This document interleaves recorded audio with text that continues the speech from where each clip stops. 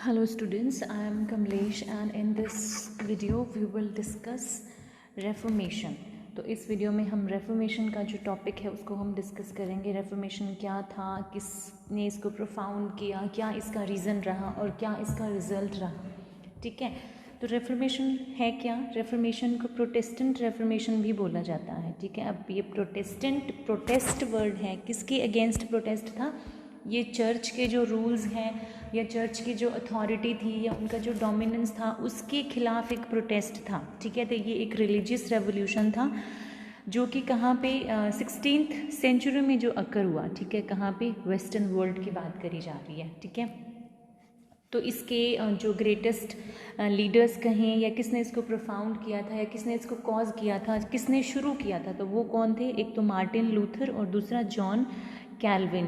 तो क्योंकि Martin Luther के नाम से ये कनेक्टेड है इसलिए इसको लूथरिज्म भी बोला जाता है और जॉन कैल्विन की वजह से इसको कैल्विनिज्म भी बोला जाता है।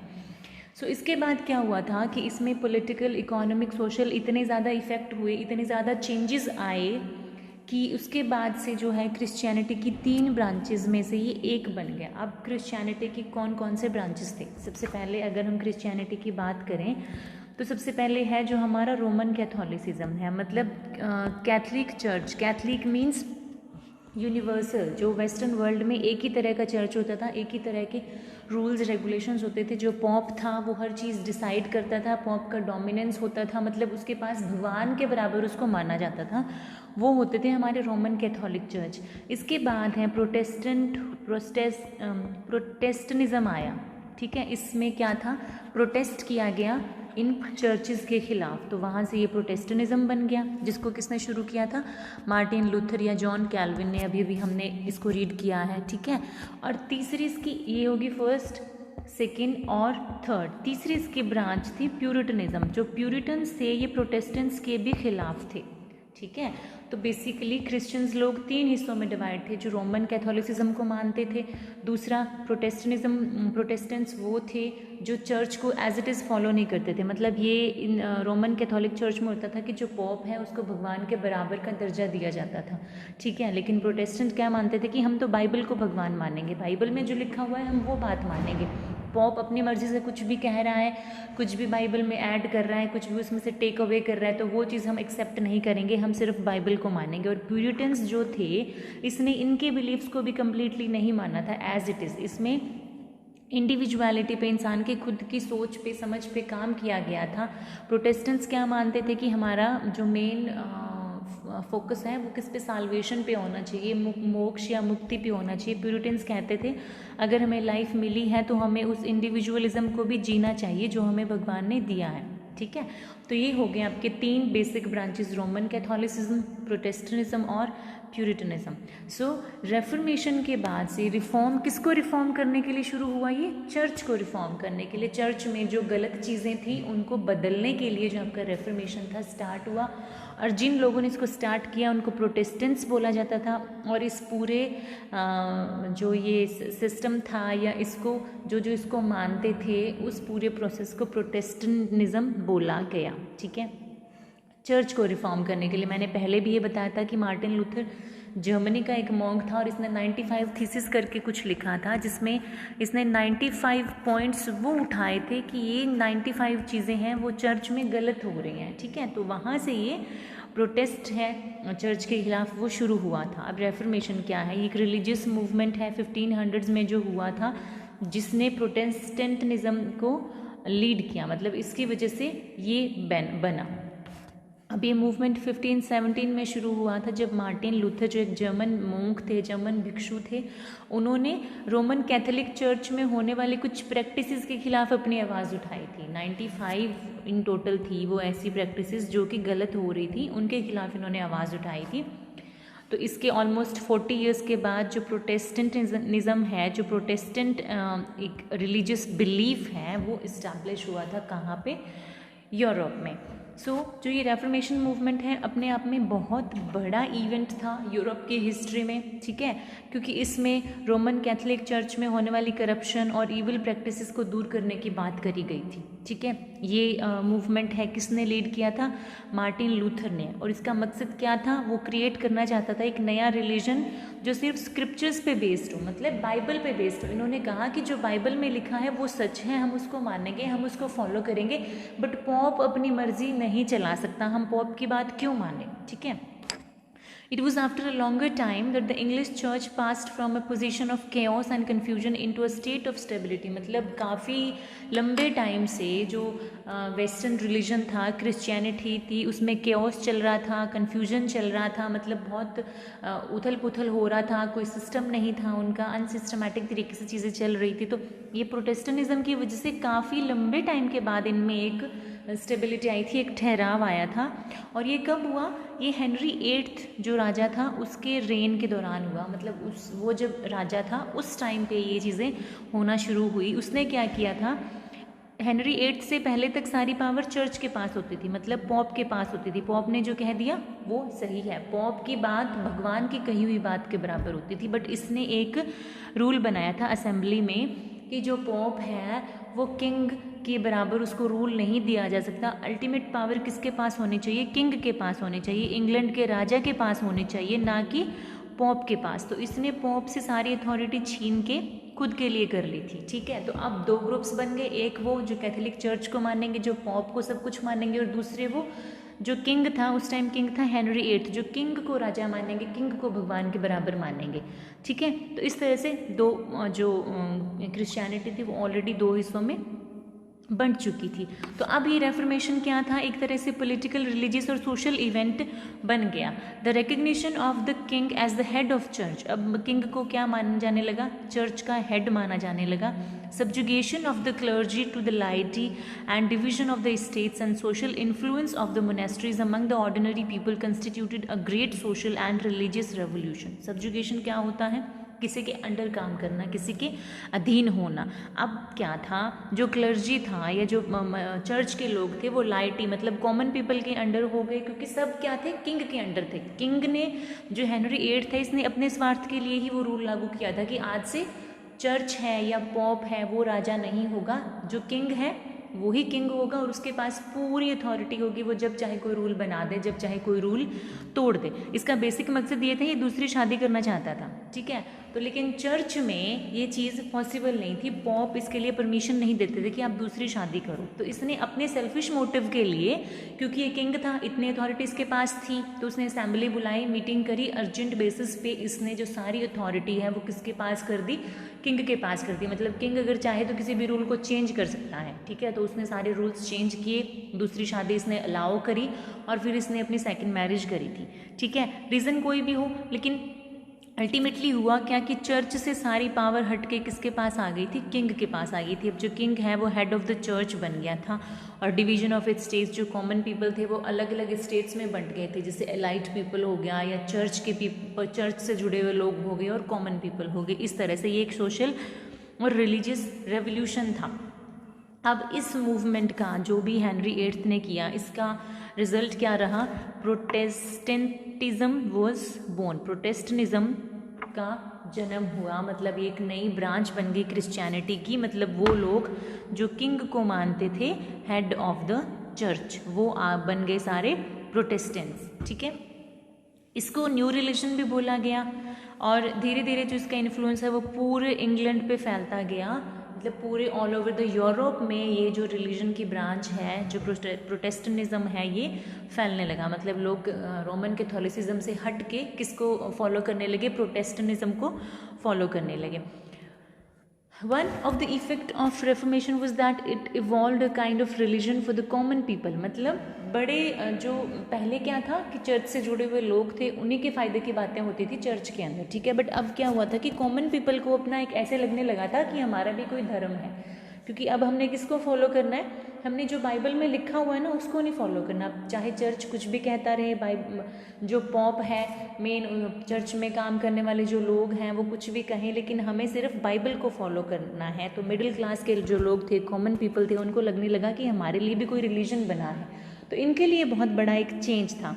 जैसे स्क्वायर्स हैं, lawyers, merchants yeomen accepted the new faith. Squires क्या होते हैं? जो लैंड ऑनर्स होते हैं, बड़े लोग जो होते हैं, बड़े ज़मींदार। लॉयर्स आपको पता है मर्चेंट, व्यापारी। यौमन होते हैं छोटे ज़मींदार, जिसे हम फार्मर कह सकते हैं या पीजेंट कह सकते हैं।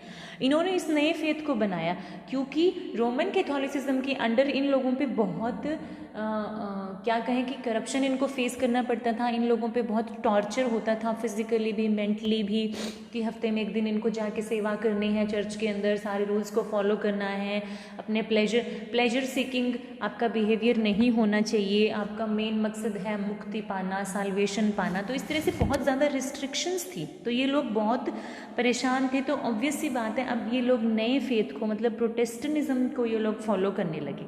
ठीक है। अब reformation also left an important mark upon English literature. English literature पे भी इसका बहुत ज़्यादा इन्फ्लुएंस देखने को मिला। जो बाइबल थी ना, एक उसका ऑथराइज्ड वर्जन आ गया, मतलब उसको ट्रांसलेट कर दिया गया ऐसी लैंग्वेज में जिसमें कॉमन लोग उसको पढ़ सकें, समझ सकें और डायरेक्ट बाइबल से नॉलेज ले सकें। पहले वो किस पे डिपेंड थे? पहले वो क्लर्जीज पे या चर्च के पंडित जिसे हम बोलते हैं उन पे डिपेंड थे कि उनको कुछ भी जानना होता था, कुछ भी उनको प्रॉब्लम है, कुछ भी वो धर्म के बारे में, अपने बारे में जानना चाहते हैं, हेल क्या है, हेवन क्या है, तो इस सब के लिए वो किस पे डिपेंड रहते थे? वो क्लर्जीज पे डिपेंड रहते थे। बट अब जो बाइबल है वो कॉमन लैंग्वेज में अवेलेबल होने लगी थी लोगों को, तो इस वजह से वो डायरेक्ट वहीं से पढ़ के नॉलेज ले सकते थे। और the book of common prayer आई, जो कि आम लोगों के लिए थी, प्रेयर की बुक थी। जो अगेन वही चीज़ है कि अब क्लर्जीज बीच में हट गए, डायरेक्ट लोग उस बुक्स को पढ़ के अपना नॉलेज ले रहे हैं। ठीक है। अब रेफॉर्मेशन में एक चीज़ और हुई कि एनोनिमस ऑथरशिप को इसने बंद कर दिया। एनोनिमस मीन्स पहले ये होता था कि किसी ने कोई बुक लिखी तो नीचे वो अपना नाम नहीं लिखते थे, एनोनिमस होती थी वो चीज़ कि हमें नहीं पता कि ये किसने लिखी है या इसका ऑथर कौन है। ठीक है। तो ये एनोनिमस ऑथरशिप को इन्होंने बंद कर दिया था।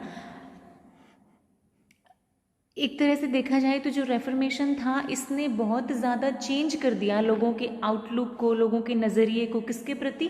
धर्म के प्रति और धर्म से जुड़ी हुई चीज़ों के प्रति। मतलब अगर आपने प्लेजर सीकिंग बिहेवियर कोई कर लिया, आपने जैसे खुद की सजावट के लिए आपने नए कपड़े भी पहन लिए ना, तो उसको एक तरह से गुनाह माना जाता था और उसके लिए इंडल्जेंस लेनी पड़ती थी, चर्च के पास जाके पैसे देके आपको माफ़ी लेनी पड़ती थी। मतलब इतना गुनाह होता था कि भगवान ही सब कुछ है, हमारा मकसद सिर्फ मुक्ति है, हमारे फिजिकल प्लेजर्स के लिए या कुछ भी ऐसा जो चीज़ हमें खुशी दे वो हम नहीं कर सकते, हमें खुद पे बहुत ज़्यादा रिस्ट्रिक्शंस रखनी होती थी। तो उन चीज़ों को हम फॉलो करना पड़ता था जो चर्च ने कह दिया या जो क्लर्जीज ने कह दिया। ठीक है। लेकिन अब क्या था, चीज़ें चेंज हो रही थी, तो लोगों का धर्म के प्रति नज़रिया, पहले धर्म के नाम पे लोगों को डरा के रखा जाता था, तो अब ये पूरा आउटलुक जो है वो लोगों का चेंज हो रहा था। अब जो रेफॉर्मेशन ने क्या किया था, रेनेसा की तरह लोगों की थिंकिंग को चेंज कर दिया था। ठीक है। लिटरेचर के प्रति, रिलीजन के प्रति, तो लोगों का नज़रिया है, उनके थॉट प्रोसेस है, उनके फीलिंग्स हैं, इमोशंस हैं, वो चेंज होने लगे थे। तो रेफॉर्मेशन है which begins in the time of Henry VIII reaches its culmination during the Elizabethan age। Reformation जो कि हेनरी VIII के टाइम पे शुरू हुआ। हमने कहा कि हेनरी VIII ने ही ऐसा एक रूल बनाया था कि सुप्रीम अथॉरिटी कौन है? किंग है। चर्च का हेड कौन है? किंग है। तो ये अपने कल्मिनेशन मतलब पीक पॉइंट, हाईएस्ट पॉइंट पे कब पहुंचा? ये एलिजाबेथन एज में। ठीक है। जब एलिजाबेथ का रेन था उस टाइम ये जो फेथ है, ये थॉट प्रोसेस है, ये अपने पीक पे था। तो उस टाइम के लिटरेचर पे इसका सबसे ज़्यादा इन्फ्लुएंस देखा जाता है। कौन से लिटरेचर पे? एलिजाबेथन लिटरेचर पे। ठीक है। जैसे एडमंड स्पेंसर ने लिखी फेयरी क्वीन, इसमें बेस्ट ट्रेंड है उस टाइम के, मतलब उस मूवमेंट को, रेफॉर्मेशन को या रेनेसा का बहुत ही अलग सा मिक्सचर, अलग सा ब्लेंड इस बुक में दिखाया गया है। ये एक तरह से एलिग्री है। एलिग्री मीन्स इसमें सिंबल को यूज़ करके किसी अपने आइडिया को एक्सप्रेस किया गया है और इसमें इन दोनों मूवमेंट्स के इम्पैक्ट को बहुत अच्छे से डिस्क्राइब किया गया है। और इसके अलावा दूसरा कौन सा ऑथर था हमारा? John Milton. इसकी बुक है पैराडाइज लॉस्ट। तो ये किस चीज़ का प्रोडक्ट थी? ये रेफॉर्मेटिव ज़ील का, मतलब रेफॉर्मेटिव सोच का। जो रेफॉर्मेशन हुआ था, जो लोग प्रोटेस्टेंटिज्म की और उनका फेथ बन रहा था, उस चीज़ को इस बुक में बहुत अच्छे से जो है वो डिस्क्राइब किया गया है, प्रेजेंट किया गया है। तो ये रेफॉर्मेटिव ज़ील का या रेफॉर्मेटिव रिलीजन का ये सबसे अच्छा एग्जाम्पल है जॉन मिल्टन की पैराडाइज लॉस्ट। सो इसके बाद क्या है, as a matter of fact every other religion और moral revolution that has taken place in the history of Europe has been influenced by the reformation movement. इसके बाद, क्योंकि अब देखो जब भी कुछ नया इवेंट या जब भी कुछ नई चीज़ होती है तो उससे आगे आने वाली चीज़ों पे उसका इफेक्ट आता ही आता है, ठीक है। सो अब ये जो हमारा रेफॉर्मेशन था इसका भी इंग्लिश लोगों पे, उनके लाइफ पे और सोसाइटी पे बहुत इम्पैक्ट पड़ रहा था। इसके जो बिलीफ थे, इसके जो आइडियाज़ थे, इसका जो ट्रेडिशन था, इसका जो कल्चर था, as the reformation movement and the enrichment of the literature in particular has to be given a special importance. मतलब इसने हर तरह से लोगों के लाइफ एस्पेक्ट्स को चेंज कर दिया था, उनके सोशल को, फिज़िकल को, रिलेशनल को, हर तरह से लोगों के जीवन में बदलाव होने लगे थे, ठीक है। सो रेफॉर्मेशन स्टार्ट हुआ जर्मनी में, हमने देख लिया ऑलरेडी। मार्टिन लूथर ने 1517 में इसका आगाज़ किया था। Aimed at the liberation of the religious conscience of people from the domination of pope and Catholic church. मतलब इसका मकसद क्या था कि जो चर्च है या जो पॉप है उनका जो डोमिनेशन है, मतलब उनकी जो अथॉरिटी है, वो जो लोगों को दबा के रखते हैं ना, उस चीज़ को ख़त्म किया जाए। तो ये 1517 में शुरू हुआ था with Martin Luther's denunciation of Pope Leo the 10th। X है ना, X means 10th। तो मार्टिन लूथर ने क्या किया था, जो उस टाइम पे पॉप था, कौन था, लियो द 10th। तो उसके सेल ऑफ इंडल्जेंस पता क्या है, जैसे आप कुछ भी ऐसा किया आपने जो कि चर्च की नज़र में वो काम गलत है, मतलब आपने पाप कर दिया, ठीक है, तो अब उस पाप के लिए आपको माफ़ी लेनी होगी। और माफ़ी लेने के लिए क्या है, आप पॉप के पास जाओगे, पॉप को बोलोगे कि मैंने ये गलती कर दी, आप मुझे माफ़ी दिला दो। तो वो पॉप ऐसे प्रिटेंड करते थे जैसे भगवान से उनकी डायरेक्ट बात होती है, ठीक है। तो वो उस माफ़ी के बदले में चाहे उनसे कैश ले रहे हों, चाहे फिजिकल उनसे कोई एक्टिविटी करवा रहे हों, चाहे उनको किसी भी तरह का टॉर्चर दिया जा रहा है, तो और वो सब होने के बाद उनको बोला जाता कि हाँ अब तुम्हारा वो पाप है जो वो माफ़ हो गया है। तो चर्च के जो लोग थे, खासकर पॉप था, वो ऐसे प्रिटेंड करते थे कि भगवान से उनकी डायरेक्ट बात होती है, ठीक है। तो इन सब चीज़ों के ज़रिए लोगों को डरा के रखा जाता था। तो इसकी निंदा की थी। डेनंसिएशन होता है निंदा करना, तो मार्टिन लूथर ने इस सब की निंदा की थी। मार्टिन लूथर ने ये स्टार्ट किया था जर्मनी में, जॉन कैल्विन ने स्टार्ट किया था स्विट्ज़रलैंड में, और जॉन नॉक्स ने स्टार्ट किया था इसको स्कॉटलैंड में। मतलब अलग अलग जगहों पर अलग अलग लोग चर्च की खिलाफत कर रहे थे, ठीक है। ये लीडर थे इस मूवमेंट के।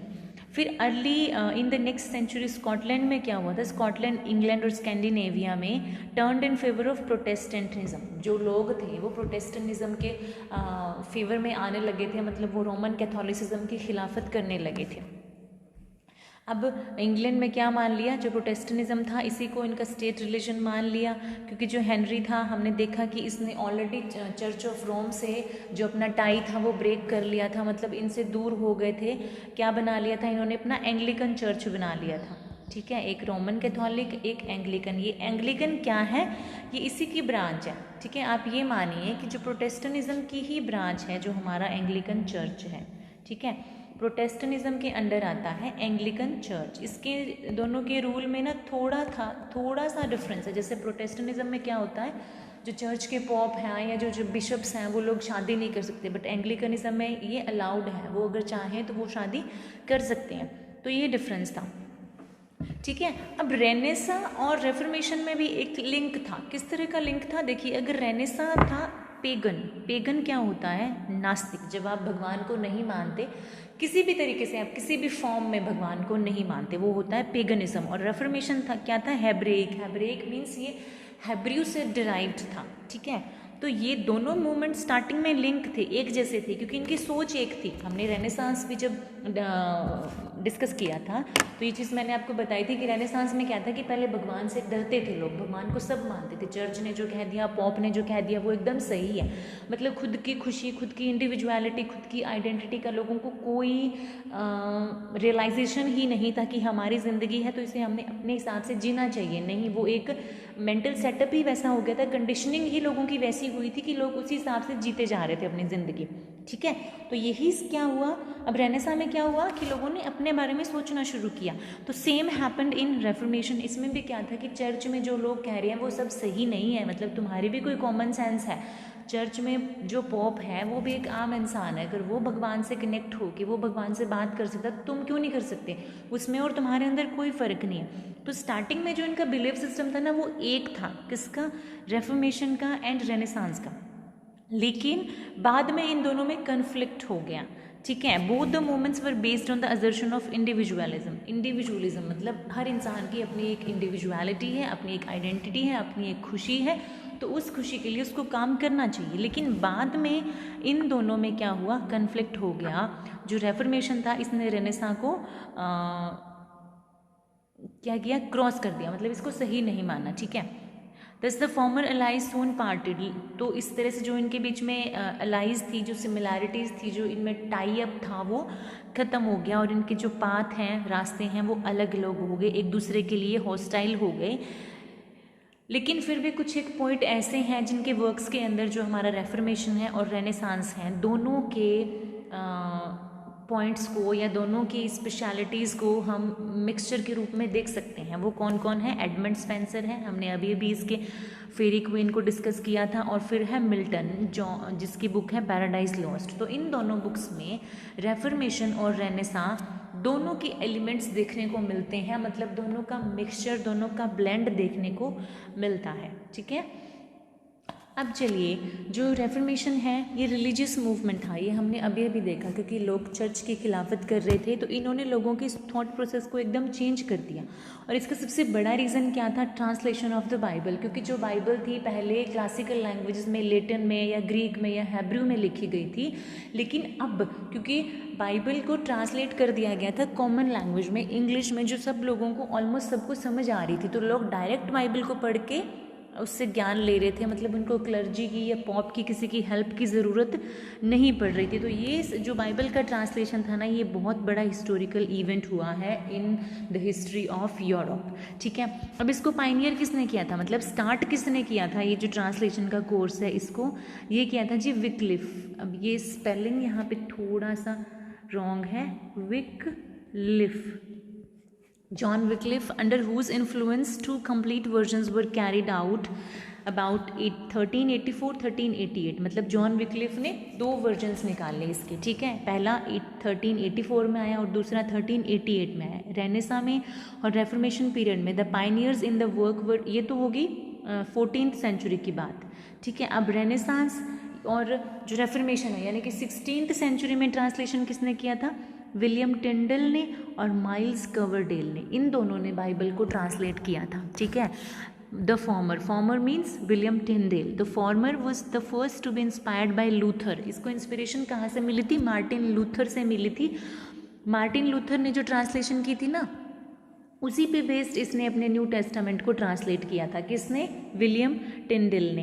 एंड इसका जो एडिशन है वो ग्रीक और लेटिन टेक्स्ट पे बेस्ड था। It formed the basis of the famous authorised version, जो बाद में 1611 में ऑथराइज्ड वर्जन, मतलब जो एकदम सही माना गया, जिसको वैलिड माना गया, वो वर्जन किस पे बेस्ड था, वो विलियम टिंडल के बुक्स पे ही बेस्ड था। मतलब विलियम टिंडल ने जो बाइबल की ट्रांसलेशन की थी उस पे बेस्ड था 1611 वाला ऑथराइज्ड वर्जन, ठीक है। He was a great defender of reformation, वो मतलब रेफॉर्मेशन के सपोर्ट में था, प्रोटेस्टेंटिज्म के सपोर्ट में था, वो गुड ह्यूमनिस्ट था। Who knew the ancient and modern languages, उसको एंशियंट और मॉडर्न दोनों लैंग्वेजेस का नॉलेज था, इसीलिए उसने क्या किया, जो एंशियंट लैंग्वेज में बाइबल लिखी गई थी उसको उसने मॉडर्न लैंग्वेज में ट्रांसलेट कर दिया। अब इसने ना बहुत परसिक्यूशन, मतलब बहुत टॉर्चर सहा, क्योंकि ऑब्वियसली जब आप चर्च की खिलाफत में कुछ काम कर रहे हो, आप बाइबल को ऐसी लैंग्वेज में ट्रांसलेट कर रहे हो जिससे हर कोई पढ़ेगा, तो चर्च के लोग ऑब्वियसली इनसिक्योर हो रहे थे, तो इनको डर था बहुत ज़्यादा, तो इसीलिए ये उन लोगों को टॉर्चर कर रहे थे जो आम लोगों के लिए काम कर रहा हूँ, ठीक है, जो आम लोगों के भले के लिए बाइबल को सपोज इंग्लिश में ट्रांसलेट कर रहा हो, तो इससे चर्च के लोगों को इनसिक्योरिटी होना तो मतलब नेचुरल ही था ये। तो इस वजह से इनको बहुत टॉर्चर किया जाता था, परसिक्यूट किया जाता था। फिर भी इसने क्या है, लुक छिप के ना दोनों वर्जन्स निकाल दिए थे, एक 1525 में निकाला था और एक 1536 में निकाला था, ओल्ड टेस्टामेंट और न्यू टेस्टामेंट, दोनों को इसने ट्रांसलेट कर दिया था, लेकिन फाइनली क्या हुआ कि इसको मार दिया गया था नीदरलैंड में इन 1536। जो 1536 में जिस वर्जन का ट्रांसलेशन कर रहा था ना, वो इसने इनकम्प्लीट छोड़ दिया। तो उसको कंप्लीट किसने किया था? उसको कवरडेल ने कंप्लीट किया गया, क्योंकि इसको पहले ही ढूंढ के मार दिया था। ये छिपके रहता था, छिपके ट्रांसलेट करता था, और लुक छिपके ही ना उसको मतलब स्प्रेड किया जाता था उन बुक्स को, लेकिन इसको मार दिया गया। तो उसके वर्जन को जिसने इनकम्प्लीट छोड़ा था, उसको किसने कंप्लीट किया? कवरडेल ने, ठीक है। और इसको the reformation movement led to the dominance of puritanism which gradually became an enemy of culture and literature. अब धीरे धीरे ना यहीं से एक और ब्रांच बनने लगी, जैसा कि मैंने आपको पहले ही बताया था, वो थी प्यूरिटनिज्म। अब प्यूरिटनिज्म भी एक क्रिश्चियनिटी की ब्रांच होने लगी, और प्यूरिटनिज्म और प्रोटेस्टेंट जो थे वो आपस में एक दूसरे के खिलाफ थे, ठीक है। अब प्यूरिटनिज्म का इन्फ्लुएंस होने लगा कल्चर पे और लिटरेचर पे। प्यूरिटन एज में क्या था कि म्यूज़िक को, ड्रामा को स्टॉप कर दिया गया था, मतलब 1642 में तो ड्रामा को बैन ही कर दिया गया था, ठीक है। The theatre was closed in 1642 and drama ceased to appeal to the mind, क्योंकि अब ड्रामा है ही नहीं तो लोगों के माइंड को अपील कैसे करेगा वो, ठीक है। द ड्रामा और sensibility arose which was full of sloppy sentimentalism and flabby moralism. Sloppy और फ्लैबी का मतलब होता है बकवास या सुपरफ्लूअस, या जिसे आप कह सकते हैं लूजी हो, जिसमें कोई सिस्टम ना हो, अनसिस्टमैटिक सा लूज तरह का मॉरलिज्म था, सेंटिमेंटलिज्म था, ठीक है। पोइट्री में क्या था कि मिल्टन और एंड्रयू मार्वेल को छोड़ के किसी ने भी बहुत अच्छी पोइट्री क्रिएट नहीं की थी। अगर रिलीजियस पोइट्री की बात करें तो जॉर्ज हर्बर्ट है, रिचर्ड क्रॉशो है, हेनरी वॉगन है और जेरमी टेलर है। इनके वर्क्स को छोड़ के किसी ने रिलीजियस पोइट्री में भी कोई अच्छा कंट्रीब्यूशन नहीं दिया था। फ्यूलर बिकेम पॉपुलर, तो ये सारे टेलर है, फ्यूलर है, हर्बर्ट, क्रॉशो, वोगन, ये सारे पॉपुलर हुए थे रिलीजियस पोइट्री में। Milton was the greatest product of puritanism, जो इसको हम ऑलरेडी डिस्कस कर चुके हैं कि इसमें सारे ही एलिमेंट्स थे, प्यूरिटनिज्म के थे, एंग्लिकनिज्म के थे, प्रोटेस्टेंटिज्म के थे, रेफॉर्मेशन के थे, रेस्टोरेशन नहीं, रेनेसांस के थे, ठीक है। तो ये अपने आप में सारे थॉट्स का, सारे आइडियाज़ का, सारे फेथ्स का एक ब्लेंड था, ठीक है। अब हम बात करते हैं कि रेफॉर्मेशन के कॉजेज़ क्या क्या थे, ठीक है। ये पॉइंट्स हैं जिनको आपने फिर डिटेल में लिखना है, ये सिर्फ जो जस्ट आपकी अंडरस्टैंडिंग के लिए है। मैटर ऑलरेडी हम इसका क्लियर कर चुके हैं। तो ये अगर कॉजेज़ पूछें तो कैसे हम इसको हैंडल करेंगे। जैसे फर्स्ट रिलीजियस कॉजेज़ क्या थे? Corrupt financial practices by the popes and the higher clergy, क्योंकि पहले भी मैंने आपको कई बार बता दिया कि चर्च में करप्ट इविल प्रैक्टिसेस बहुत सारी होती थी, तो ये उनकी खिलाफत के लिए था। कल्चरल कॉज क्या थे? The study of Hebrew and Greek enabled scholar to reach the holy scriptures in the language in which the original had been written. अब क्योंकि रेफॉर्मेशन और रेनेसांस में एक लिंक है ना, तो रेनेसांस में क्या था कि जो एंशियंट लिटरेचर है उसको रिवाइव किया जाए, क्लासिकल लिटरेचर। तो क्लासिकल किस में लिखा हुआ था? हेब्रू और ग्रीक में। तो हमारी बाइबल भी उसी में थी, तो लोगों को अब क्लासिकल लैंग्वेजेस का नॉलेज हो रहा था, तो ऑब्वियसली वो बाइबल भी पढ़ेंगे, बाइबल पढ़ेंगे तो उसको दूसरी ईजी लैंग्वेज में ट्रांसलेट भी करेंगे। तो ये एक तरह का कल्चरल रीज़न था। पॉलिटिकल रीज़न क्या था कि किंग जो हमारा हेनरी 8 था, उसने अपने पर्सनल फ़ायदे के लिए ये रूल बनाया था कि जो पॉप है ना वो हेड नहीं होगा, हेड कौन होगा? किंग होगा। तो ये हमारा एक पॉलिटिकल कॉज था। इकोनॉमिक कॉज क्या था कि जो लोग वेल्दी या इंडिपेंडेंट हो रहे थे उन्होंने चर्च या पॉप की बातों को मानना छोड़ दिया था, तो वो अपना एक नए तरह का धर्म बनाना चाहते थे, और वो क्या बन गया? फिर प्रोटेस्टेंटिज्म बन गया। अब है कि इन्फ्लुएंशियल ऑथर्स कौन कौन थे रेफॉर्मेशन के? तो दो मेन ऑथर्स आते हैं जिनको हम रेफॉर्मेशन के अंदर स्टडी करते हैं, sir Thomas more and John Calvin, ठीक है।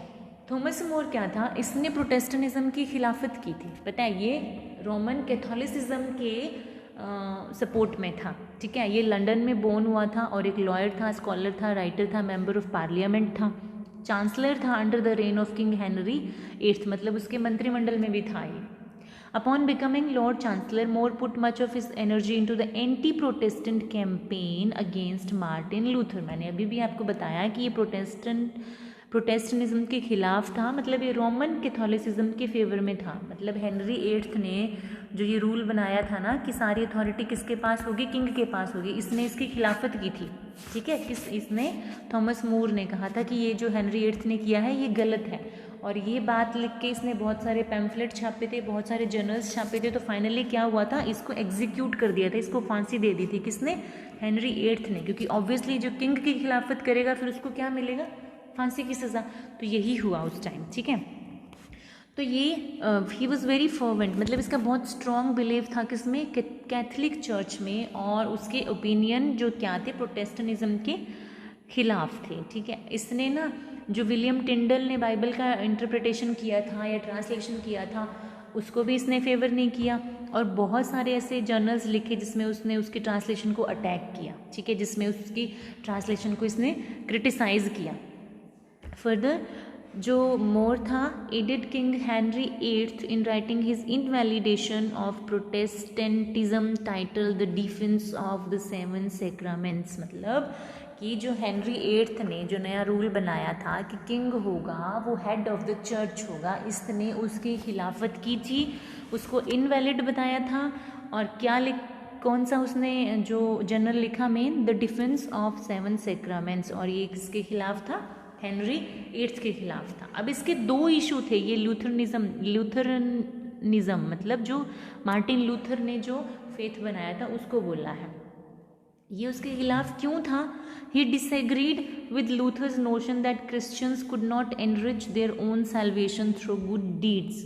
मार्टिन लूथर ये मानता था कि हम अच्छे काम करके हमें मुक्ति नहीं मिल सकती, ये उस नोशन के खिलाफ था। ये क्या मानता था कि अच्छे काम करके हमें मुक्ति मिल सकती है। ठीक है, अब दूसरा क्या पॉइंट था, he disagreed with Luther's interpretation of the text. जो लूथर ने, मार्टिन लूथर ने इंटरप्रेट किया था बाइबल को या उसको ट्रांसलेट किया था, उसको भी इसने क्रिटिसाइज़ किया था। तो दोनों चीज़ें इसको पसंद नहीं थी। तो ये मेन दो रीज़न थे मार्टिन लूथर और हेनरी द 8 की को क्रिटिसाइज़ करने के या उनके खिलाफत करने के। मोर रोट अ डायलॉग कंसर्निंग हैरिसेस इन 1529। इसने ये देखो, ये एक पैम्फलेट लिखा या जर्नल लिखा या आर्टिकल लिखा, अ डायलॉग कंसर्निंग हैरिसीज। हैरिसी होता है धर्म के खिलाफ कुछ बोलना, धर्म के खिलाफ कोई ऐसा काम करना जो गलत हो। ठीक है, कब लिखा इसने? 1529 में लिखा, in which he creates a dialogue between himself and a young man interested in Protestant ideas. इसमें क्या था कि इसने दो कैरेक्टर थे इसमें। कौन? एक तो खुद का कैरेक्टर था और एक दूसरा कोई यंग मैन था जो प्रोटेस्टेंट आइडियाज़ को मानता है। ठीक है, तो हिज गोल, ये जो आर्टिकल उसने लिखा इसका मकसद क्या था? प्रोटेस्टेंटिज्म को क्रिटिसाइज़ करना, उसकी निंदा करना। ठीक है, तो ये इसमें लिखा था इसने। इसका सबसे फेमस वर्क है यूटोपिया, जो इसने कब लिखा? 1515 में लिखा था। ठीक है, in which he describes an imaginary society and political system. In 1534 Henry declared himself head of the English church, है ना। जो हेनरी द 8 है, इसने 1534 में खुद को हेड घोषित कर दिया था, और मोर इससे एग्री नहीं करता था। मैंने पहले ही बताया कि हेनरी 8 के खिलाफ था ये। तो he would not acknowledge Henry as the head and was eventually convicted of treason, मतलब धोखेबाजी, देशद्रोही का इस पे केस बनाया गया, और फिर इसको बी हेड मतलब एग्जीक्यूट कर दिया गया, फांसी दे दी गई जुलाई 7, 1535 को। ठीक है, नेक्स्ट जो हमारा मेन ऑथर है वो है जॉन कैल्विन। 1509 से लेके 1564 इनका लाइफ स्पैन है। ये फ्रांस में पैदा हुआ था 1509 में, और ये मतलब one of the brilliant minds हैं अमंग रेफर्मेशन थियोलॉजियन। रेफर्मेशन के जितने भी थियोलॉजियन थे या जितने भी थिंकर्स थे, उनमें से सबसे ब्रिलियंट था ये। इसने जब लूथर ने जो मूवमेंट जर्मनी में शुरू किया था, इसने वही मूवमेंट कहाँ पे शुरू किया था? स्विट्ज़रलैंड में, जॉन कैल्विन ने, और उसको कैल्विनिज्म भी बोला जाता है। ठीक है, तो that revolutionise the Christian church in Europe, America and ultimately the rest of the world. और ऐसे मतलब धर्म की शुरुआत करी थी जो यूरोप अमेरिका से होते हुए पूरे वर्ल्ड में फैला था। ठीक है, after studying civil law in college, इसने कॉलेज में सिविल लॉ को स्टडी किया था। Calvin left France where he was born Catholic, मतलब ये कैथलिक फैमिली में बोर्न हुआ था, फिर वो फ्रांस से चला गया ही ट्रैवल्ड जिनेवा, वो जिनेवा में गया स्विट्ज़रलैंड में, ठीक है, and preached about Protestant belief, और प्रोटेस्टेंट बिलीफ के बारे में प्रीचिंग करने लगा, प्रवचन देने लगा, ठीक है। Calvin wrote institutes of Christian religion, ये इसने एक आर्टिकल लिखा था, institutes of the Christian religion in 1536 about aspects of Protestantism. इसने ये देखो इसके खिलाफ था और ये इसके फेवर में था, जॉन कैल्विन, ठीक है। तो इसने एक आर्टिकल लिखा जिसमें इसने प्रोटेस्टेंटिज्म की तारीफ करी थी। It is considered one of the most important works from the reformation period, ये सबसे इम्पॉर्टेंट माना जाता है, मतलब इम्पॉर्टेंट में से एक माना जाता है। Upon being asked to leave Geneva after religious conflict, क्योंकि अब रिलीजियस कन्फ्लिक्ट तो हो ही रहे थे, जो कैथलिक्स थे वो कैथलिक्स को मानेंगे, प्रोटेस्टेंट्स को गलत मानेंगे, और जो प्रोटेस्टेंट्स थे वो कैथलिक्स को गलत मानेंगे। तो इस कन्फ्लिक्ट की वजह से इसको बोला गया कि आप स्विट्ज़रलैंड को छोड़ के चले जाओ। फिर ये कहाँ पे आ गया, ये स्ट्रेसबर्ग में आ गया, फ्रांस में, but eventually return to Geneva, but ये फिर वापस जिनेवा चला गया। Over time Calvin's belief began to move away from those of Catholicism and Protestantism. इसके जो मतलब कैथोलिसिज्म से तो पहले ही अलग था, उनकी सोच को तो पहले ही नहीं मानता था, फिर बाद में ये प्रोटेस्टेंटिज्म को भी इसने मानना थोड़ा थोड़ा कम कर दिया, ठीक है। He taught that God divine's humanity into two groups. अब इसने अपना एक अलग ही विचार दिया। इसने क्या कहा कि भगवान ने दो कैटेगरीज बनाई हैं। पहली कौन सी है, elect who will be saved and go to heaven, जो अच्छे लोग हैं, जो इलेक्टेड हैं, भगवान के द्वारा चुने गए हैं, वो लोग कहाँ पे जाएंगे, वो लोग हेवन में जाएंगे। और रेप्रोबेट्स, पहला है इलेक्ट, ठीक है, ये देखो दो कैटेगरीज इसने बताई, एक तो है इलेक्ट और दूसरी है रेप्रोबेट्स। रेप्रोबेट्स मतलब जो बुरे लोग हैं, बदमाश लोग हैं, इविल पीपल है, इविल स्पिरिटेड लोग हैं, ठीक है, वो कहाँ पे जाएंगे, who will spend eternity in hell, और वो नरक में जाएंगे। This doctrine is called pre destination. अब इसको प्री डेस्टिनेशन का नाम दिया गया क्योंकि पहले ये स्टार्टिंग में देखो प्रोटेस्टेंटिज्म को मानता था, लेकिन बाद में प्रोटेस्टेंटिज्म को भी मानना इसने छोड़ दिया, तो इसने अपना एक अलग ही धर्म बना दिया जिसको प्री डेस्टिनेशन बोला गया। Calvin also believed in limited atonement. Atonement होता है अपनी वो क्या करना, रिग्रेट करना या पछताना, या जिसे आप एग्जैक्ट हिंदी में बोलें तो प्रायश्चित करना। तो अटोनमेंट होता है प्रायश्चित करना। तो इसने प्रायश्चित में विश्वास बताया अपना। This is the notion that Jesus only died for certain people. इसने कहा कि जो जीसस थे, जीसस क्राइस्ट थे, भगवान थे क्रिश्चियन धर्म के अकॉर्डिंग, वो कुछ एक लोगों के लिए उन्होंने अपनी जान दी थी। किसके लिए, इलेक्ट के लिए, अच्छे लोगों के लिए, ठीक है। Further, Calvin believed that those who were elect could not resist God's call to heaven. मतलब जो लोग उसने चुन लिए हैं, भगवान ने जिन लोगों को चुन लिया है, वो भगवान के बुलाने पे उनको हेवन में जाना ही पड़ेगा। वो भगवान के बुलाने पे मना नहीं कर सकते, रिजेक्ट नहीं कर सकते। Calvin's opinions were rather extreme, but nevertheless there are still those who follow his thought. मतलब इसके विचार हैं वो कुछ ज़्यादा ही अलग थे, बट ठीक है, फिर भी आज भी ऐसे लोग हैं जो कैल्विनिज्म को फॉलो करते हैं। और इसकी जो फेथ है, इसको फिर क्या नाम दिया गया, इसके जो डॉक्ट्राइन्स हैं, सिद्धांत हैं, उसको कैल्विनिज्म बोला गया, ठीक है। तो एक ल्यूथरिज्म और दूसरा, एक है ल्यूथरिज्म और दूसरा है कैल्विनिज्म। तो इस तरह से हम देखते हैं कि the Reformation had religious, social and political effects on the Catholic church. हर तरह से हर एक एस्पेक्ट को इन्होंने टच किया, इम्पैक्ट किया, ठीक है, चर्च के। The reformation ended the Christian unity of Europe and left it culturally divided. मतलब इससे पहले क्या है, सिर्फ एक धर्म था जो वेस्टर्न वर्ल्ड है उसमें, कौन सा, क्रिश्चियन, सिर्फ एक। लेकिन उसके बाद में रोमन कैथोलिसिज्म बना, प्रोटेस्टेंटिज्म बना, एंग्लिकनिज्म बना, प्यूरिटनिज्म बना। मतलब ये अलग अलग तरह से डिवाइड हो गए, जैसे हमारे इंडिया में धर्म डिवाइडेड है। तो ये कल्चरल कन्फ्लिक्ट या रिलीजियस कन्फ्लिक्ट वेस्टर्न यूरोप में भी उतने ही फैले हुए हैं जितने हमारे यहाँ इंडिया में, ठीक है। So this is all about the reformation. I hope कि आपको एक कंसेप्ट है वो अच्छे से क्लियर हो गया होगा। So keep learning, keep growing and keep loving literature.